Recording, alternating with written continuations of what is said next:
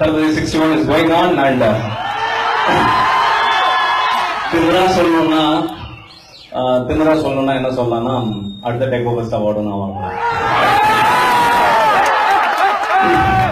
நீங்களா இருக்கீங்க நண்பா, பாத்துப்பீங்க அதை. ஸோ என் வேலையை நான் பாத்துருவேன், நீங்க உங்க வேலையை பாத்துருவீங்க. So thank you all, thank you so much.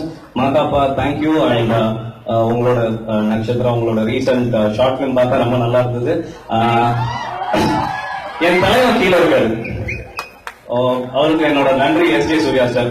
ஏன்னா சங்கர் சார் என்ன கேட்பாரு, டேய் அட்லி அப்படின்னு சார் அப்படின்னு சும்மா அந்த ஷார்ட் கேப்ல எல்லாம் எப்படியாச்சும் ஃப்ரீயா இருக்கும்போது கேட்பாரு, என்ன மாதிரி படம் தான் பண்ணுவீங்க அப்படின்னு.